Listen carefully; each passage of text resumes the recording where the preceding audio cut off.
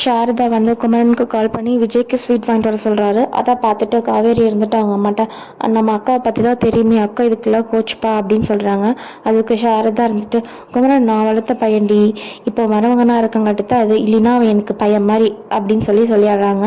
இந்த பக்கம் என்ன நடக்குது அப்படின்னா, குமரன் வந்து அவங்க அம்மா ஃபோன் கால் எடுத்து உடனே கிளம்பிட்டாரு.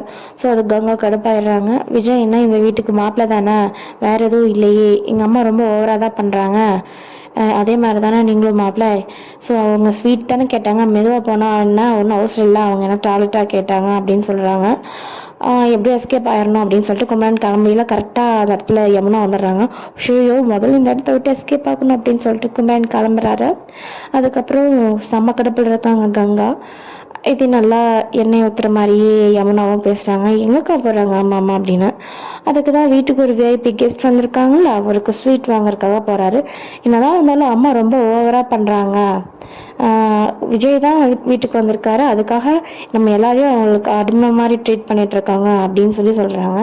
அதுக்கு யமுனா இருந்துட்டு, ஆமா என்னதான் இருந்தாலும் அம்மாவுக்கு காவேரி தானே ரொம்ப பிடிக்கும். இனி மகாநதியில் என்ன நடக்கும் அப்படின்னா, யமுனா கங்கா 2 பேரும் ஒன்றா சேர போகிறாங்க. சேர்ந்துட்டு காவேரி அண்ட் விஜயை பழிவாங்க போகிறாங்க. அதே சமயம் விஜய் வந்து பிஸ்னஸ் பண்ணுறதா பிளான் பண்ணிகிட்ருக்காரு. அந்த பிஸ்னஸ் வந்து சக்ஸஸ் ஆகுதோ இல்லையோ, அவர் ஸ்டார்ட் பண்ணுறாரோ இல்லையோ, இவங்க 2 பேர்னால ப்ராப்ளம் ஸ்டார்ட் ஆக போகுது. ஸோ நெக்ஸ்ட் ப்ராப்ளம் விஜய்க்கும் காவேரிக்கும் இவங்க 2 பேருக்கு மூலயமா ஸ்டார்ட் ஆக போகுது. ஆனாலும் இதில் ஒரு நல்ல விஷயம் என்னென்னா, விஜய் காவேரி கண்டிப்பாக இதில் பிரியவே போகிறதில்ல. ஸோ நமக்கு ஹாப்பி தான்.